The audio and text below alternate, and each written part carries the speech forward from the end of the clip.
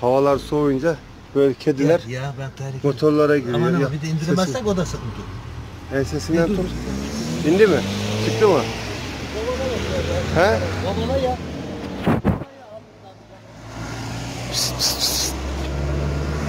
Orada. Sen çık. Sen çık. Altta. Altta mı? Altında.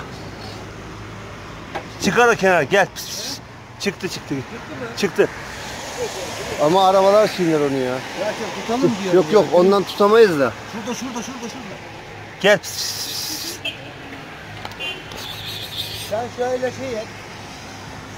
Şundan bir şey ediversin.